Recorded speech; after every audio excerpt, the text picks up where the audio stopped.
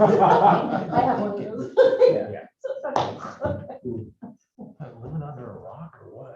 No, but even like you blink your eyes, like 3 or 4 years goes by. I'm still in fairly close contact with all of my living siblings. Yeah, I talked to my 2 of them live in Easter and their Salem, birthdays. one No, lives- Christmas and their birthdays.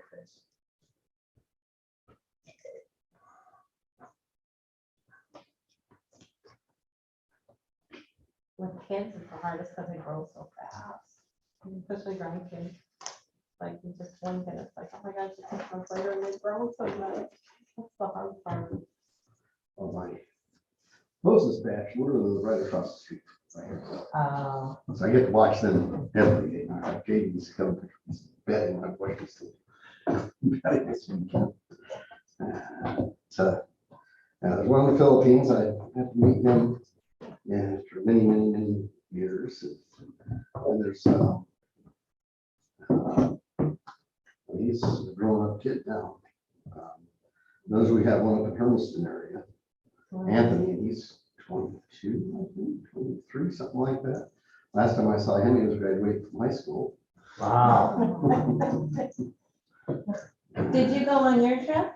Mhm. And how was that? Wonderful, Really? wonderful. Weather over there was beautiful. The first time it rained during the month we were over there, figures. Israel was wonderful. The flight back sucked though. 15 hours on a plane. Was too long. That's 15 hours going one way and almost 12 hours coming back. When I can watch Spartacus, the original, followed by another 2.5 hours a week, and then still get 8 hours of sleep, yeah, that was just too much.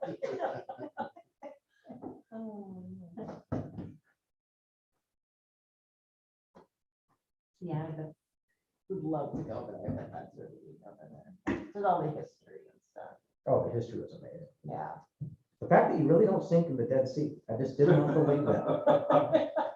Give it a try? Yeah, it's like, there's no way, but yeah, you can like lay on top of it. Why is that? It's so thick and dense on the salt. Salt. I mean, when you walk out there, it's like you're walking in any other water. It makes, it's like an ocean or anything else. But then when you lay on your back, it's like, oh, wow. Then you get out, if you don't shower off, we had someone on our party that didn't shower off, and we were sitting on the pool drinking. Not that we drink all the time, but anyhow, it makes you drive covered in Covered. salt. Yeah. Oh, my God. You've been to Europe? You wouldn't even need a, I need a float. Don't leave one there. I need a float in your hair. Last time I was there was 1987. So I did all the traveling. in this. No, very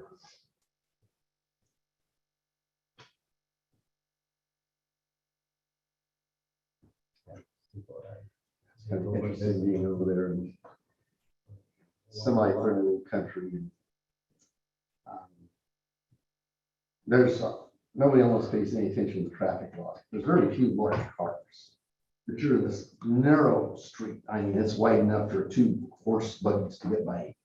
And in that street, you've got people walking, bicycles, thousands of motorcycles, vehicles, got a delivery truck. Now, they don't have like the big semis, but they got the smaller delivery box trucks. And they just, because there's no place to pull over, they stop right there. Because there is no place for them to go. I think we are back. Everybody's on If everyone's on, let's go for it. and recording and on live. Okay, let's go ahead and call the meeting to order. We'll do a flag salute. I pledge allegiance to the flag of the United States of America and to the republic for which it stands, one nation, under God, indivisible, with liberty and justice for all.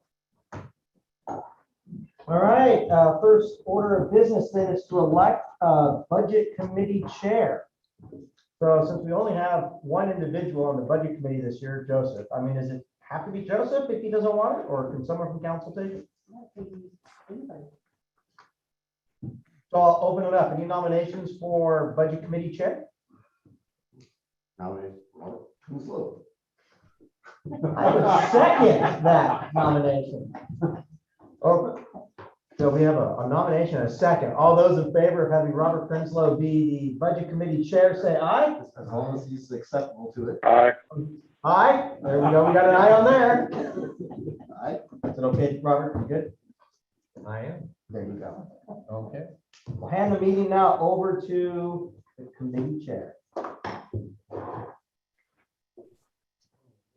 Gavel and everything. Welcome to the morning. So we received the budget message.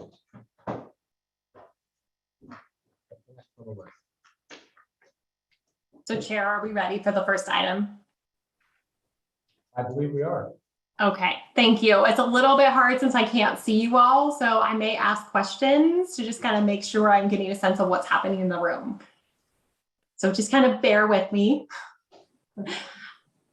Everyone, I'm Krista Bosserman-Wool. Thank you for having me here today. I have been appointed the budget officer. I'm the finance consultant that's been hired by the city of Hubbard to put together this budget for you all today that we'll be going through.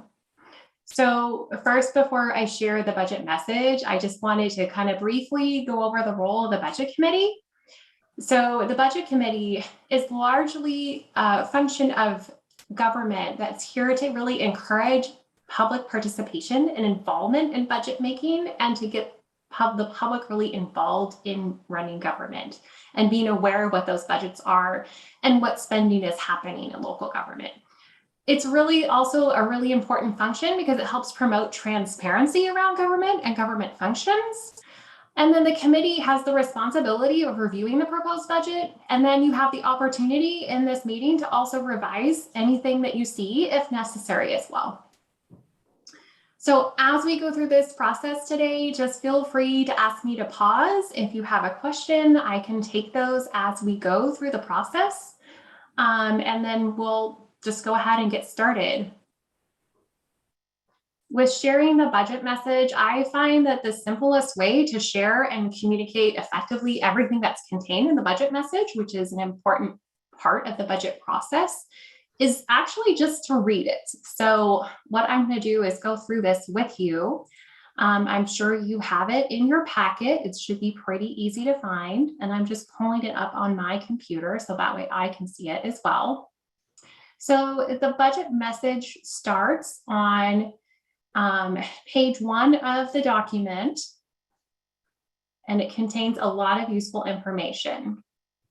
So the budget message is to the members of the Budget Committee and the residents of Hubbard. The proposed budget for fiscal year July 1st, 2022 through June 30th, 2023 is respectfully submitted for your review and consideration today. The overview contains the proposed budget. It was prepared to accomplish the city's goals and policies as understood by city management. Total resources of 10.3 million, balanced with the total requirements of 10.3 million. The beginning fund balance for fiscal year 22-23 is estimated at 6.3 million, of which 1.5 million is estimated for the general fund. The beginning carryover fund balance in general fund will be used to pay expenses before receiving property taxes in November. The state and local fiscal recovery funds allocated to the city from the American Rescue Plan Act, also known as ARPA, have not been included in the proposed budget. The city's in the process of confirming of how it will spend these funds, and once finalized, the city will use a supplemental budget process to adjust the budget as needed for the ARPA funds and related expenditures. So from there, we have a fund structure. The city of Hubbard is comprised of a general fund, which is required for all local governments. And then we have our street funds, our reserve funds, our park, and then our sewer and water funds. All funds for resources and expenditures, including personnel services, materials and services, and capital outlay, are tracked within those divisions. Other resources and requirements, which include debt service, interfund transfers, and operating contingency, are not allocated to specific divisions. Staffing considerations. So this budget has been prepared with all departments fully staffed. The proposed cost of living increase adjustment, the COLA, for FY 22-23 salary is 4.63% applied to all positions except for the police personnel in the union, where that increase is an additional 3% for a total of 7.63%. Personnel service estimates are slightly higher than last year due to annual step increases. There were compensation adjustments that were made by the council and the COLA increase. Overtime pay is budgeted in each department to reduce an accumulation of compensatory, holiday, and vacation time in excess of the maximum allowed. So the city of Hubbard obtains medical insurance through CIS, and CIS has notified the city that medical and dental insurance premiums are going to remain steady through this upcoming budget year. During FY 21-22 budget, the city made a plan to hire a city administrator. The city is currently recruiting for this position and is addressing immediate needs by contracting out various finance functions, such as myself today. The FY 22-23 proposed budget continues to assume a full-time city administrator to be recruited with a finance background to also cover key finance functions. This is a substantial change in management structure of the organization, creating a bridge between the policy governance role of the city council and the implementation of policies and goals by city management. The new city administrator will function as the city's budget manager and perform other vital finance functions. The land use and economic development. The city of Hubbard recently annexed an approximate 54.06 acres into the city of Hubbard, with 20.39 acres zoned as R3 high density residential and 33.68 zoned as R3 medium density residential. The city currently does not have any active subdivision applications, but may see growth in the near future. The city has estimated 2 potential single family residences, SRF, for infill lots within the city of Hubbard. The city has also entered into an intergovernmental agreement with Marion County for a program called Community Prosperity Initiative. This program is to implement projects within Marion County that have an economic development significance. The funding is made possible through proceeds received from the Oregon Economic Development Video Lottery Grant Program. This agreement was amended in January of 2022, and the agreement now ends in June 30th of 2024. The total amount received under this agreement will be $75,000, distributed in 15,000 payments for each year of the agreement. The funds must be used on a project that has economic development significance and will help accomplish at least one goal outlined in the Marion County Development Strategic Plan. The general fund. Early in fiscal year 2015-16, it was brought to council and budgets committee's attention. The general fund's ending fund balance was not sufficient to cover requirements for the start of the next fiscal year. So the chart below shows a positive incline for the city for the past 5 years, with changes leveling off and decreasing the next year respectively. And you can see where there's a marker for the proposed budget, just to call out your attention to where those trends start to change, as well as the coloring indicates the change. The general fund has sufficient ending fund balance to cover unanticipated expenditures. The city's long-term goal is to ensure that annual expenses remain lower than projected revenues while providing the services our residents expect from their local government. The proposed general fund budget for FY 22-23 targets current expenditures exceeding current resources by approximately $267,186. That's an operating deficit.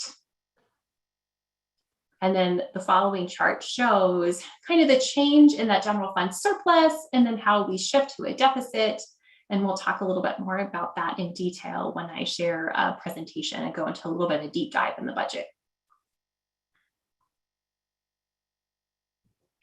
The FY 22-23 proposed budget expects the city's resources to be relatively steady, including franchise fees, intergovernmental and state shared revenues, fines and fees. The city's permanent property tax rate is $3.9772 per 1,000 of assessed market value. Marion County estimates continued property tax growth at approximately 4% for FY 22-23. Property tax revenue is estimated at $1,020,000 net of the effective delinquent payments for FY 22-23. Overall, given current economic trends of runaway inflation and continued supply shortages, I expect increases in expenditures to continue to outpace increases in resources, which could eventually erode the city's general fund unrestricted fund balance if left unchecked. City Council and city management will need to carefully monitor this trend and respond timely, finding solutions to increase resources and or reduce ongoing expenditures. With the new city administrator position is hired, the city administrator will be able to focus on these challenges and consider all the possible options, including potential levies.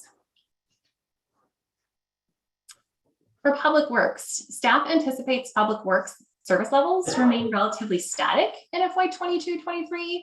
However, as our community continues to desire and support additional park amenities, which can significantly increase the amount of staff time needed for ongoing maintenance, and as regulatory agencies for water and wastewater continue to increase mandatory requirements, Public Works will continue to explore options to allow staff to accomplish more with less resources in order to meet the increasing workload and operating costs.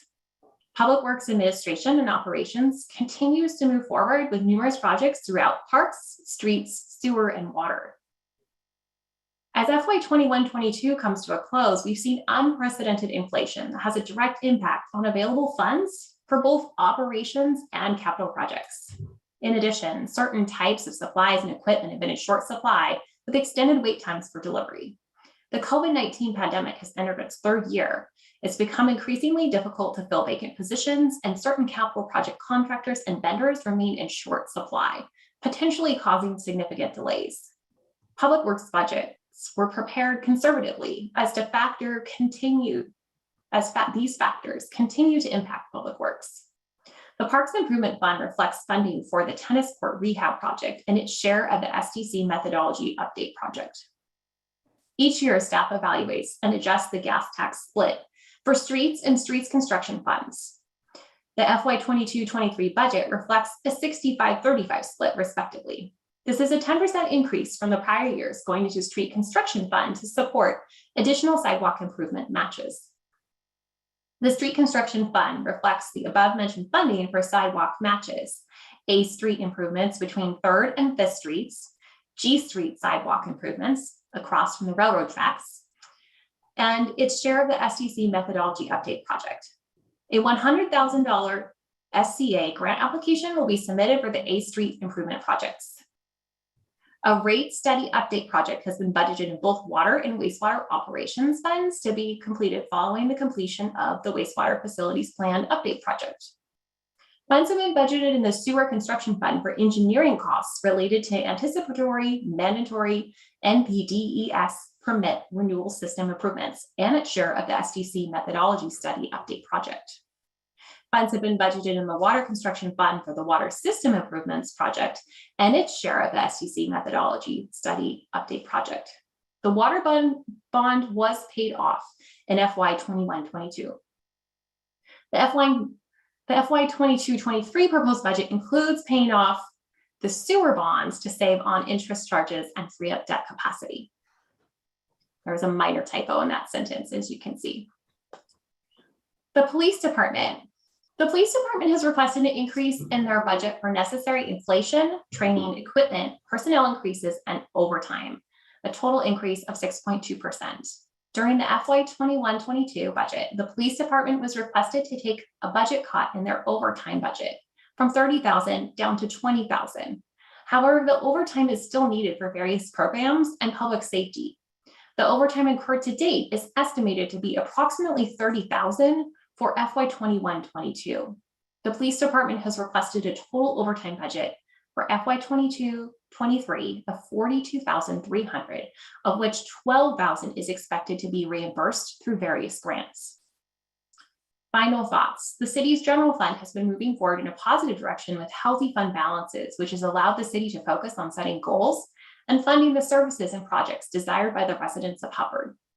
However, as noted in this discussion above, the growth has leveled off as costs are now rising faster than revenues. Declines are expected to begin in FY 22-23. City management and staff continue to work diligently to keep expenditures at a minimum and to streamline procedures to increase productivity. The city continues to focus on keeping priorities balanced in the face of rising costs and uncertain revenues. I would like to acknowledge and thank the City of Hubbard's management team and the staff for their efforts in developing this budget. This year was a very compressed timeline, and everyone was extremely responsive and professional, making this project a success. I would also like to thank the city's budget committee member for volunteering their time to this important public process. Respectfully submitted from myself. Are there questions that I can answer about the budget message? Any questions? We have no questions at this time. Okay. Very All right. good. Open a public hearing on state revenue sharing. Chair, may I recommend that we consider holding the public hearings until after we do the full budget presentation? My recommendation is based on that would allow the public to hear all of the budget discussion first, potentially before they comment on shared revenues and or give comment or testimony on the budget. So is the ask to move agenda topic 5, budget review and discussion up before public hearings? Yes.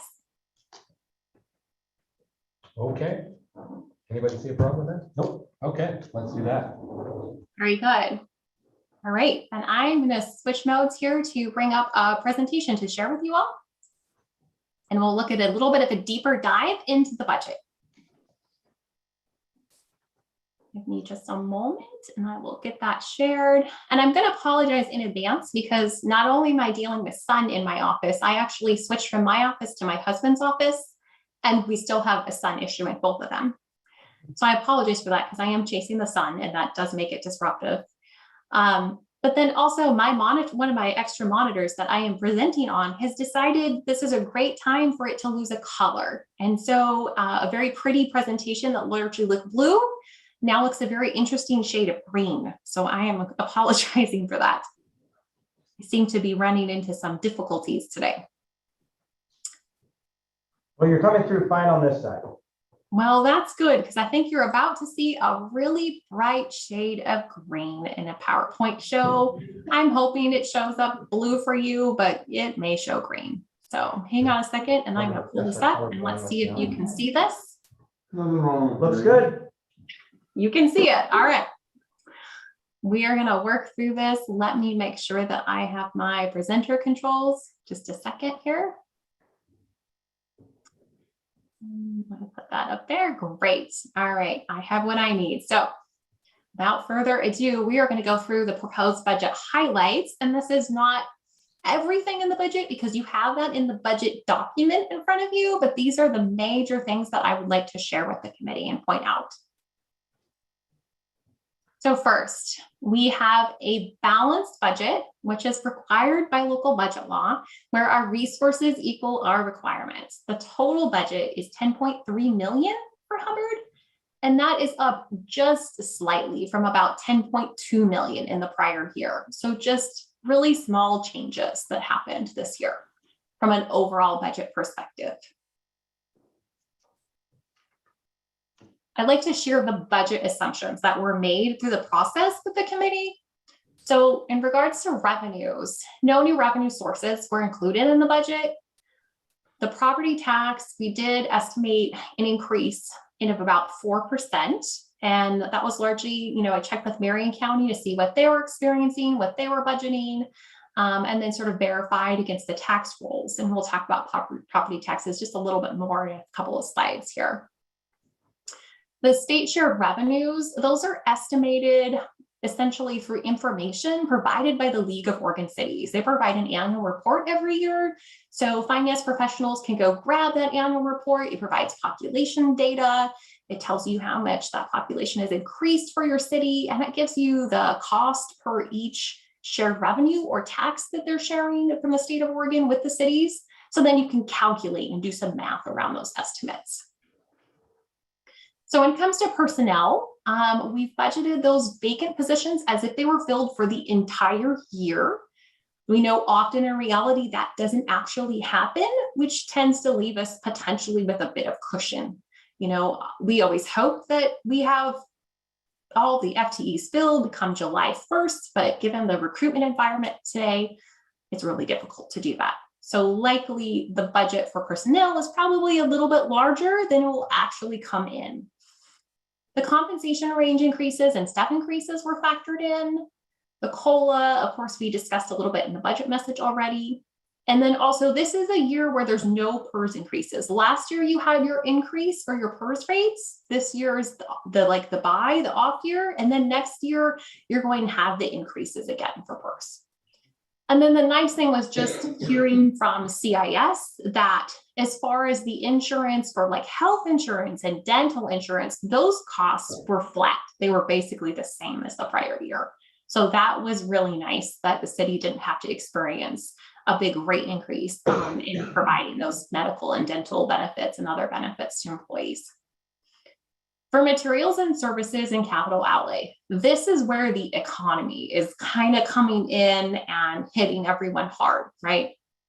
So departments have budgeted for increases. I'd sent out a note to the departments about inflation. It was running about 8% back in March, or actually, I think I pulled that number in early April. And so we factored that in for things like goods, utilities, gasoline, gas prices have gone through the roof, right? There was a 10% increase we're expecting for the general liability insurance for CIS.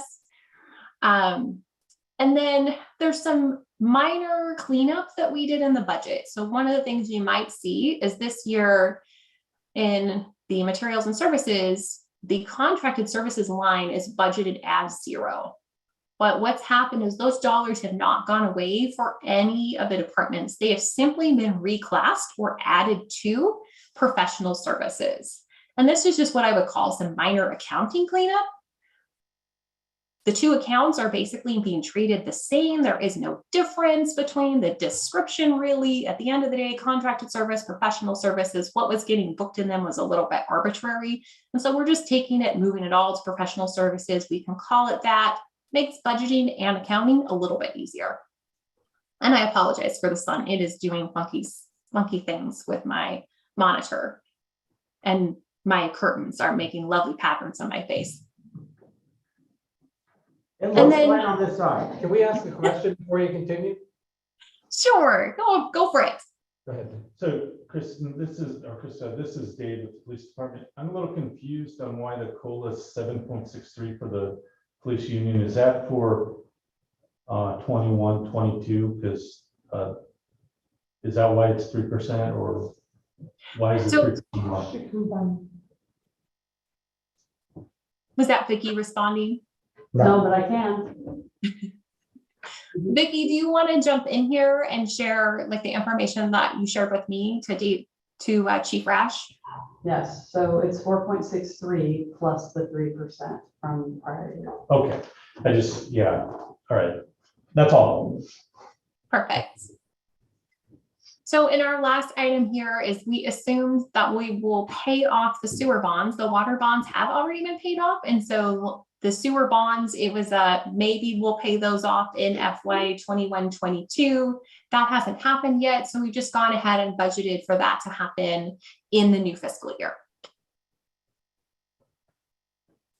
All right, moving forward. So a little bit about property taxes. I feel like spending some time talking about property taxes is really important because it's almost always the largest source of revenue for a local government. It's really tends to be really big. It's definitely the biggest source of revenue inside of a general fund.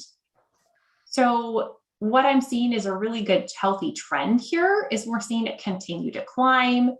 This makes sense. It's very, very comparable with the rest of local governments. Other counties and cities are continuing to see the same. As we see those housing prices in the market continue to just sort of climb through the roof and there seems to be no end in sight, we get that potential growth in the assessed value as well. And so now Marion County has been a little bit more conservative and has estimated that things will start to slow down. And I see that by how they are projecting and saying, hey, we're expecting it to only grow by 4%, rather than we've seen some really big growth, like as much as 5, almost 6% in the past in local government. So I have used that estimate that Marion County has provided of the 4% in projecting this for Hubbard's budget. Any questions on property taxes before I move forward? None here. Okay. So here are some expenditure trends that I'd like to share with you. And these numbers represent the total budget. So not just one department or one fund, this is overall. Personnel services, we're seeing about an 8% increase in this budget.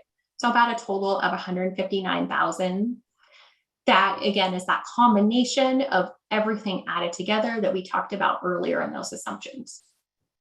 Materials and service is coming in at about a 10% increase, and capital outlay about 11%. I think those numbers seem really reasonable from where I sit as a finance professional, seeing all the inflation and the gas prices and where they're at, and the fact that we have supply shortages still, and everyone is charging more. Everyone's raising their prices because they have to deal with inflation, which impacts your vendors, and then your vendors have to charge you more, and it just round and round it goes. So from me looking at it from a finance lens, to me, these numbers look pretty reasonable. Any questions about this? Can I just get the definition for the capital outlay? Sure. So capital outlay is in budget. It's kind of a funky definition. You would think, oh, that sounds like a material or a supply. Really what it means is it's those items that will potentially become a capital asset. So an item that would have a life of more than a year and a value of more than $5,000, something that would almost need to be depreciated over time. So these tend to be things like when we are building a new sidewalk, building a new road, we're maintaining a building, installing something or replacing like a carpet, when the carpet was really expensive because we did the whole building, right? So it tends to be those types of items. Okay, thank you. You're welcome. So let's dive into the general fund a little bit. I know there was considerable discussion about this last year with Summer Sears presenting to the budget committee, and definitely concerns about the general fund, especially what would happen with potentially adding the city administrator position to the budget. So for this year, I am projecting for that operating deficit to increase and for it to actually start to trend in 22-23. What happened last year is Summer had projected that we would see that in 21-22. That projection did not come to fruition because the city administrator position was not filled. So with that, since that position was never filled, you actually kind of came in from a general fund perspective as a surplus. It's not a big surplus, but it's coming in as a surplus. And that surplus is estimated right now based off of the information that departments have provided and myself has calculated. When we look at, here's what we spent to date, here's how much revenue should come in for fiscal year 22, and here's how much we spent. And then we calculate that difference. So it's looking like there'll be a surplus. So things that would impact this trend. The trend could continue to grow potentially if we were to hire a city administrator tomorrow, we fill that position beginning July 1, and all else stays the same, then we could end up in this deficit position, and that trend could continue to grow year over year. Things that would impact that, potentially sort of counteracting it and shifting it in a positive direction, would be, okay, what other revenue sources do we have? Are we continuing to see property taxes grow at a faster pace than perhaps budgeted? That would offset some of those costs potentially. Are there new revenues that can be raised? Are there rates that can be raised, right? Looking for some other trends on the revenue side to help balance the equation. The other thing is, like we talked about before with hiring personnel right now, it is hard to hire people if you don't have someone in that position right off the beginning of July, then you're not going to see this full deficit of 267,000 that's been projected. I think the reality, as we all know, is that things shift during the year. We budget for things, then we decide, maybe I won't spend that money after all. And so oftentimes the projection comes in looking quite a bit worse than what reality actually is. Oftentimes will come in a bit less. And I think that's what you're seeing happen for FY 21-22, where Summer had said, oh my gosh, you're going to be, negative. I think she said around 140 or 150,000. And we're actually positive, probably around 20,000 instead. So there are definitely things that can impact this and shift this around quite a bit.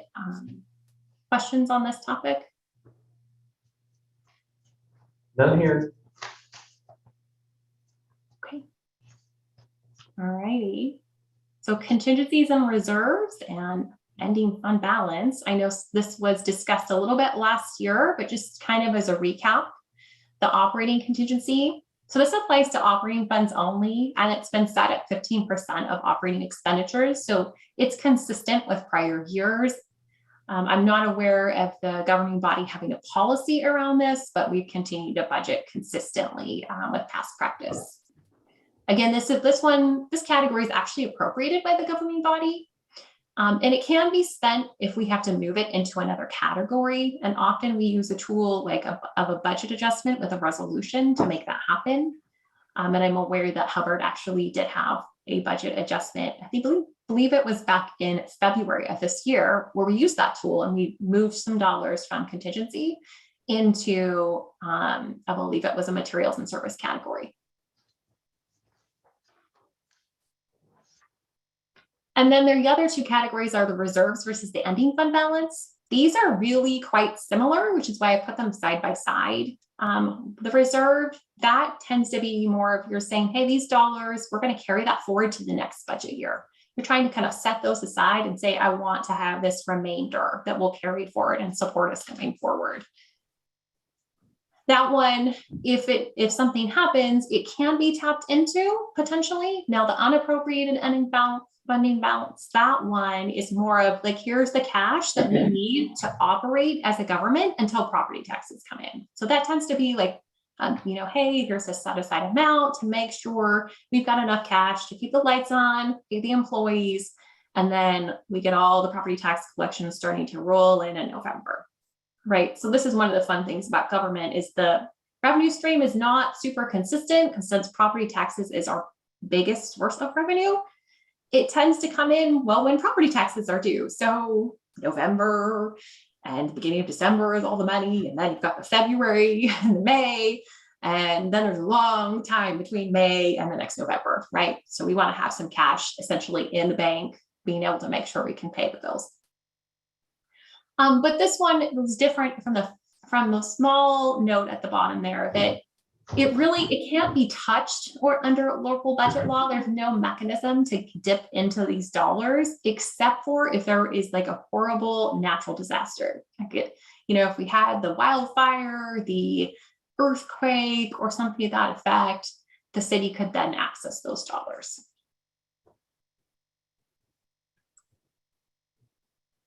And then this is just an example for you to be able to see kind of these three different categories working in the general fund.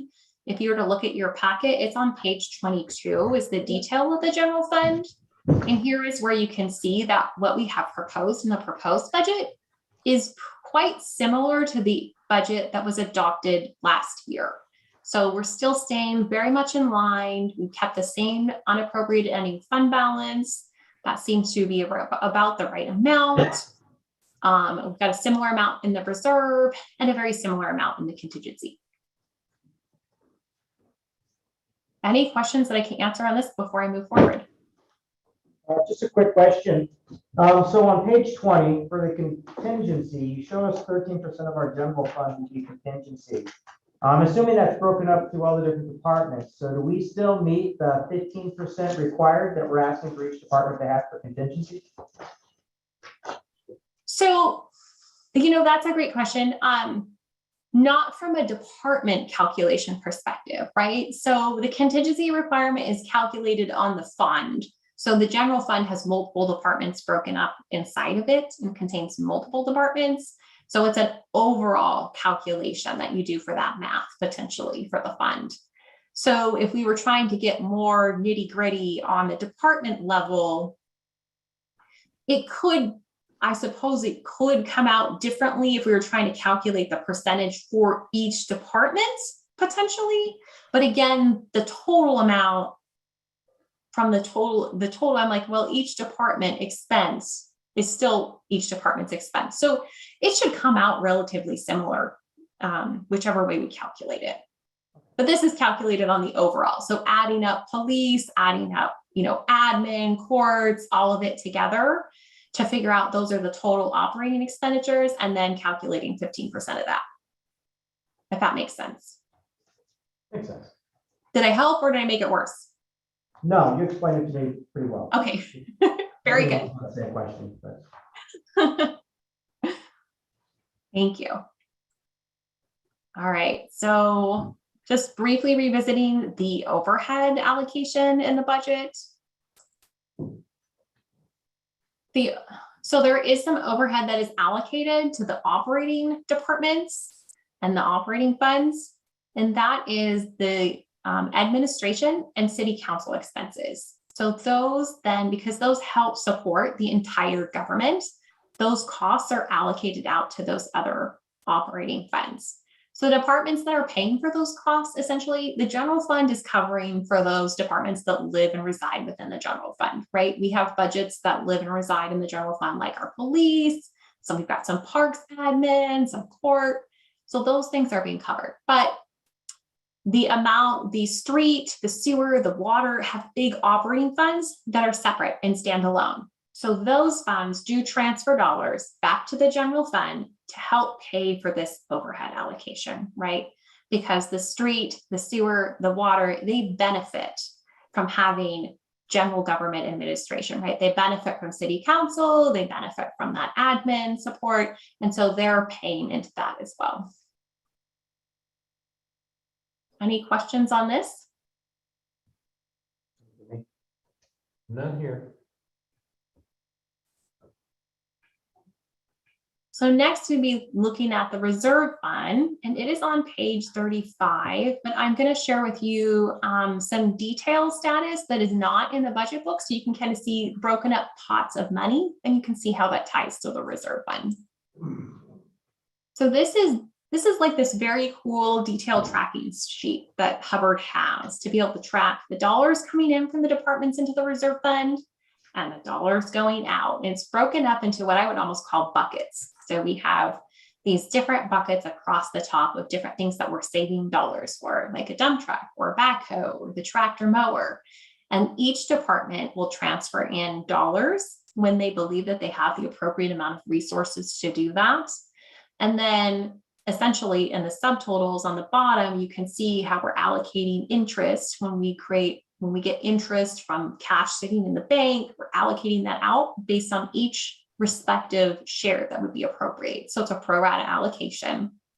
And then we get to a total balance. And so each year this balance is growing unless we actually buy the pickup truck or the mower, right? Then that balance goes down. And what I've noticed is this is really neat is that departments, when they've used the funds and they've made the purchase, if there's a remaining dollar amount, they take that remaining balance and they'll transfer it into the next thing. They'll be like, okay, I had, $2,000 left after I bought this mower. So we're going to transfer that $2,000 over to the next thing that I need to save for, right? And so we're kind of keeping track of that money.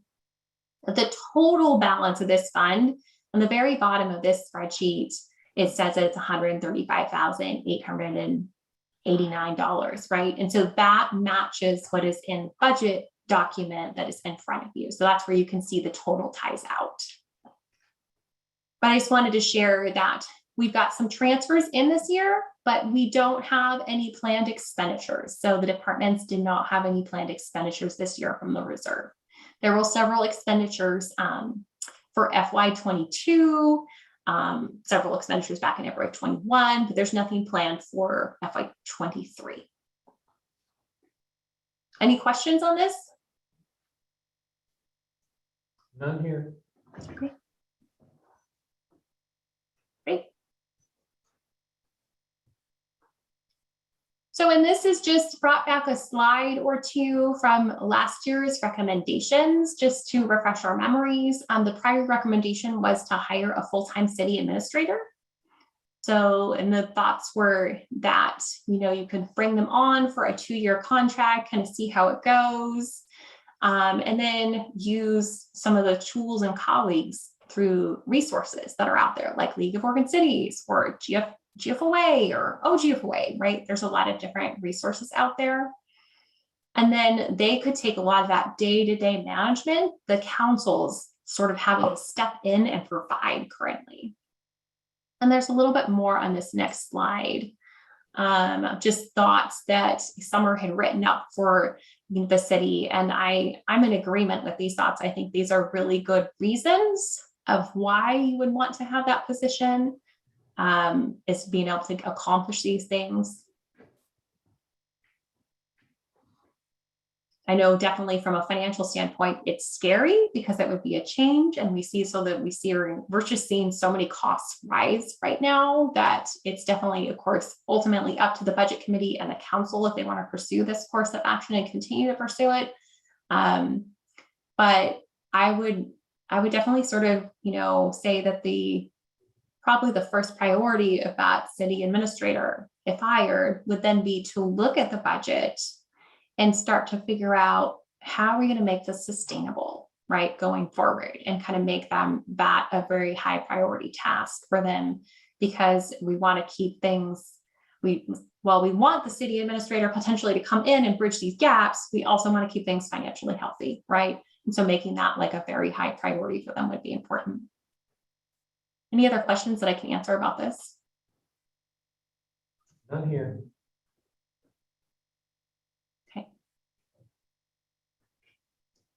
So one of the things that often comes up is when we get to a budget hearing like today, is we go, have there been any changes since I received the packet, right? Has anything changed?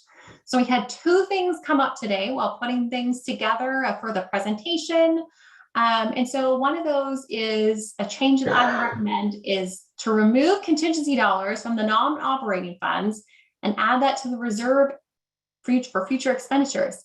And this was simply on my part while putting together and updating the formulas in the spreadsheets for the 15%, making sure everything was pretty.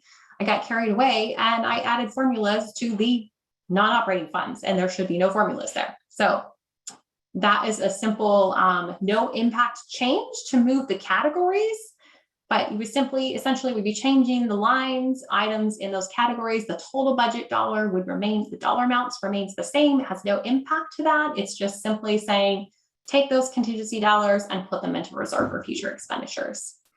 So contingency is an interesting category where budget law says we can have it for operating funds, but we can't have it in non-operating funds.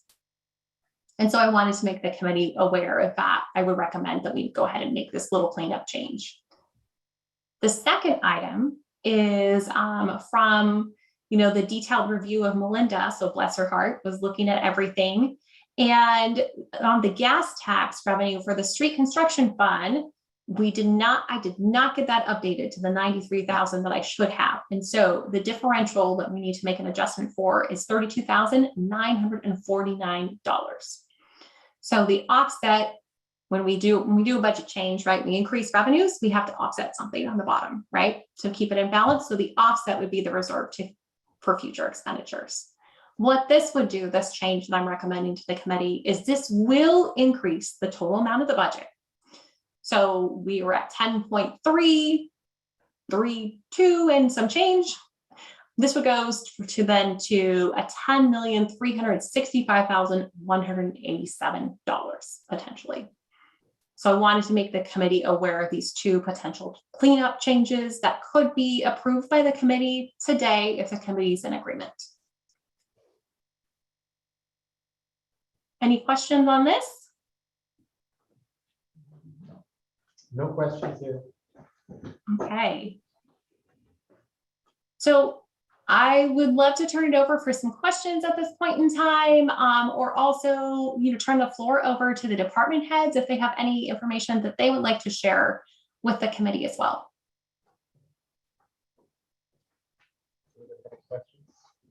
Well, question necessarily as much as I love the PowerPoint. Yeah. Walking us through this. Great. Tyler, did you have any questions?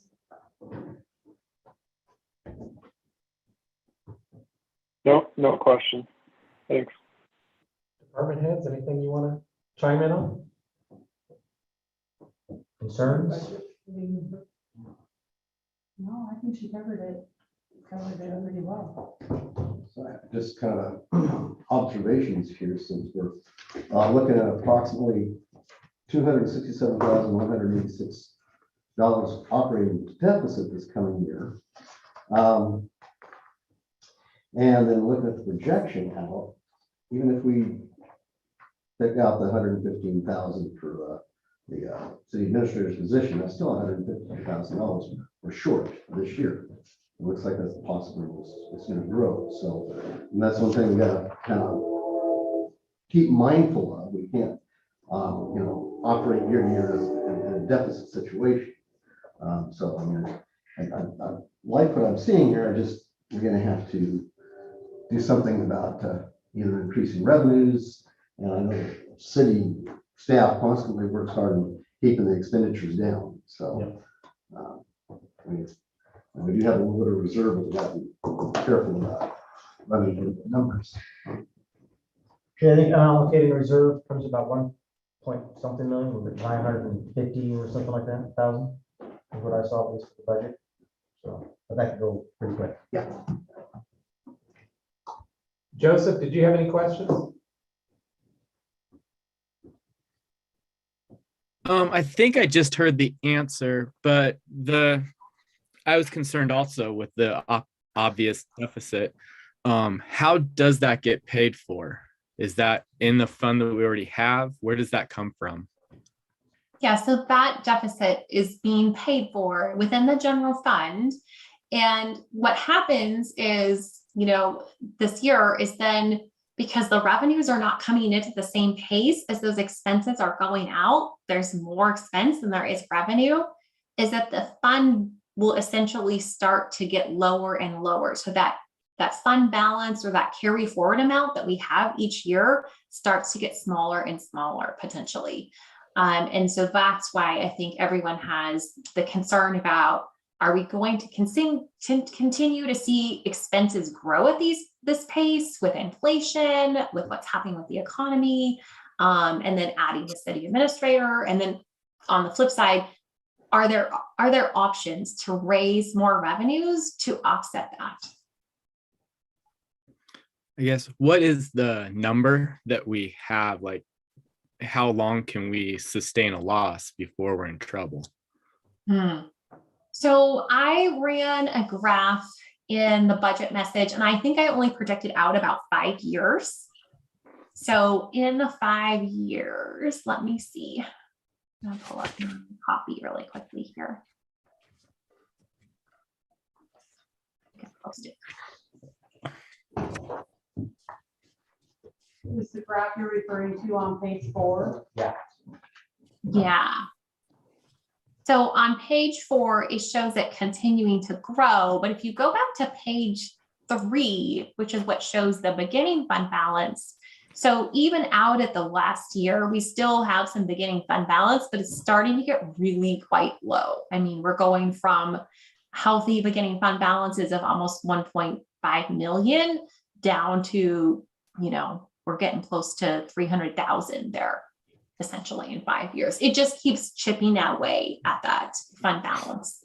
So that's what we would want to keep our eyes on and be very aware of. And that's why I recommended, if the city does hire the city administrator, is to make that their number one priority, is sustainability. Okay. I just wanted to make sure we have a buffer to find the answer and it's not immediate. Okay, yes, thank you. There is a runway there. So that is good.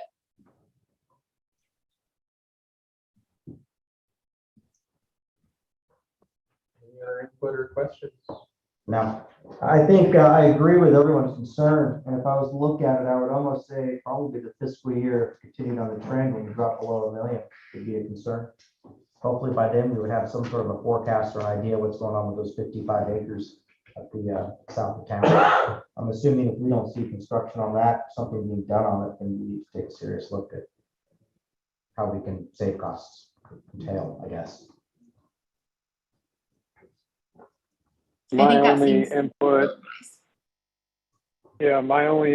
here is the same as it was last year. You look at your own household budgets, because we're representing the people of Hubbard. We were elected to represent them, to manage their money. How many of us manage our household budgets negatively? I would leave you with that. Thank you, Tyler. Very well voted.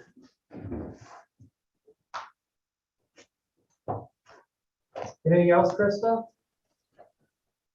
That is it for me on my sort of deeper dive in the budget. So at this point in time, I did create a couple of slides to sort of help us through the public hearing process.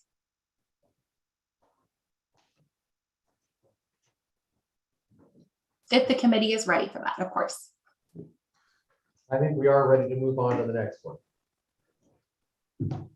So I'll open the public hearing on state revenue sharing.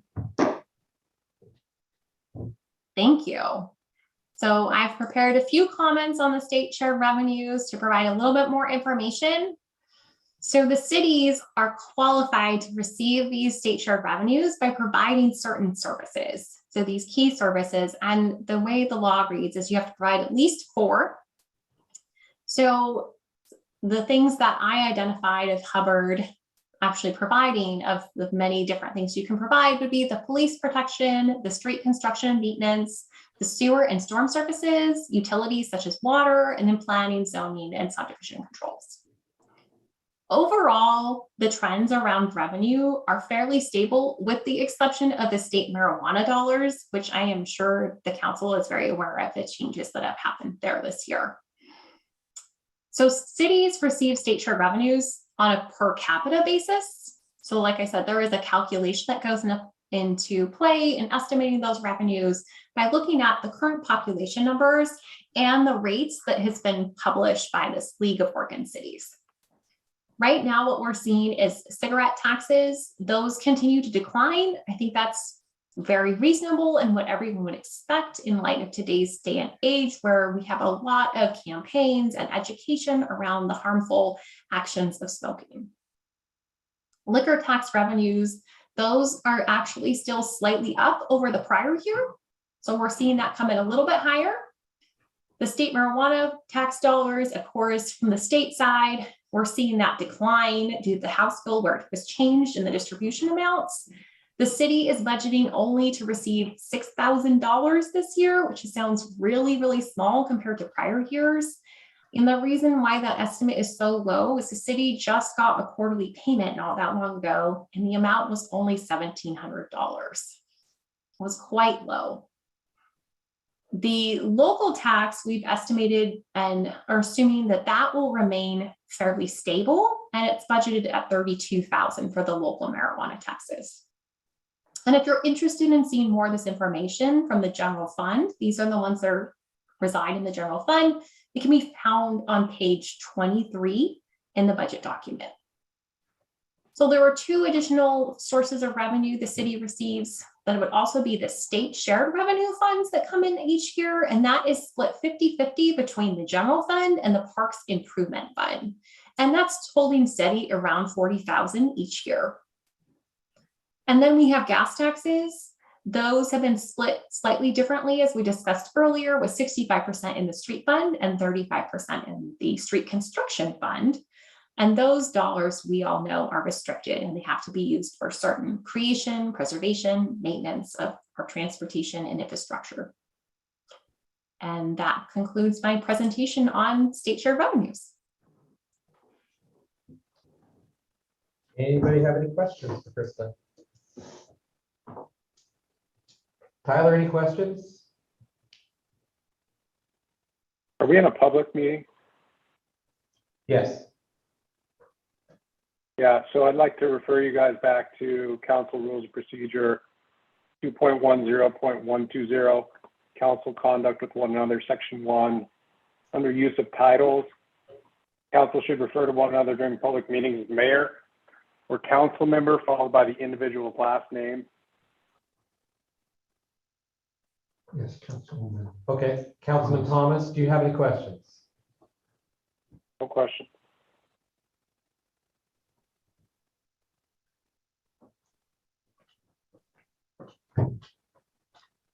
No questions from you, Council. No questions for me, Council.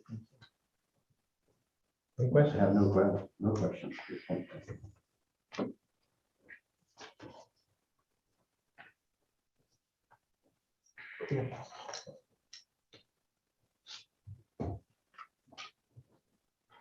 Can I ask the chair, should we close the public hearing on this one and then open a new one on the next one?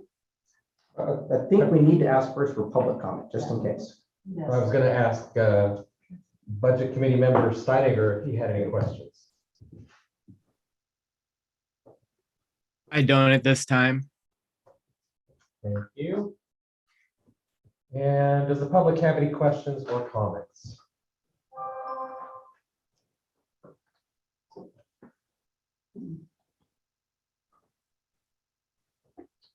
All right, I'd like to close the public hearing on state revenue sharing. And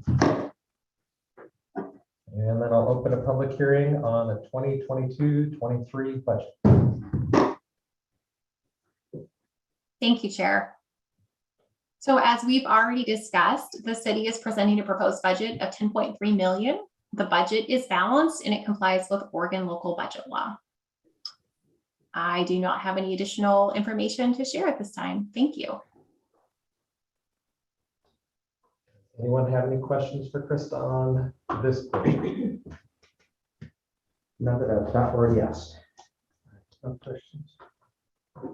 I do not have any questions.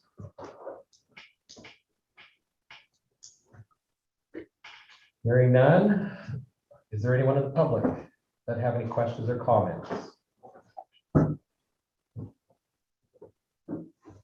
I'll close the public hearing on the budget.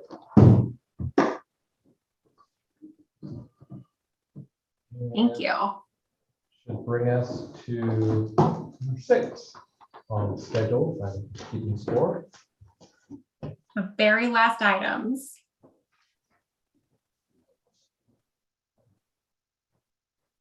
So I have put this slide together just to make it perhaps a little bit easier. As well, the first, of course, is that we will need to impose the property taxes or improve the property tax levy rate.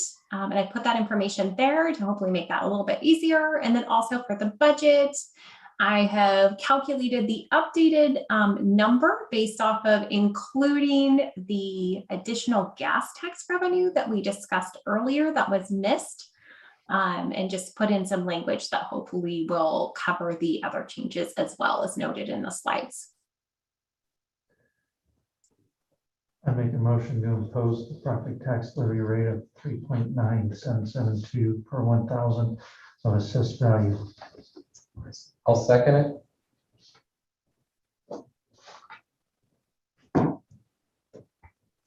All in favor, say aye.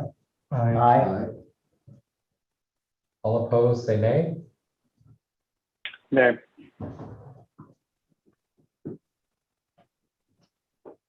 All right, motion carries.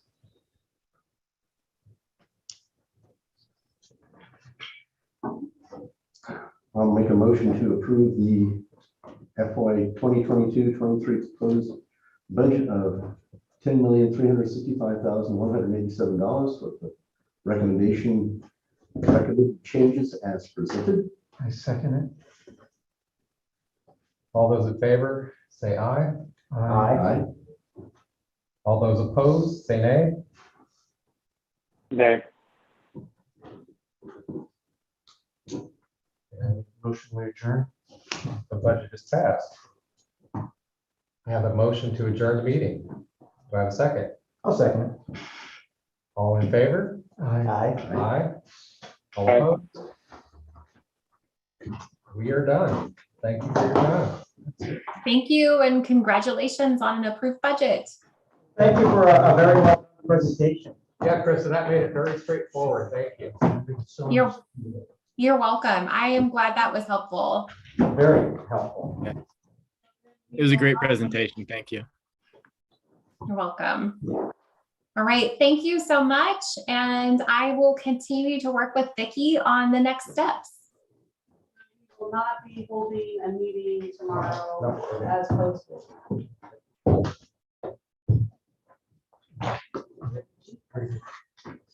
She adjourned.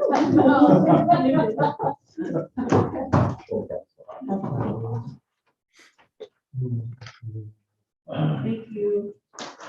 Thanks. Dave. Yes, I give you I saw it. Council, turn to another order. Thank you for leaving, Robert. Well, apparently, Everyone's are smack. I have things to improve upon. It's okay, I've been told to. My name called too. Just a reminder that Ben should, not this. For your open. Which one? Yes, yes, yes. How about that? Yeah. He's been bunking. I almost went to the free one over the weekend. $4 million. Well, I did.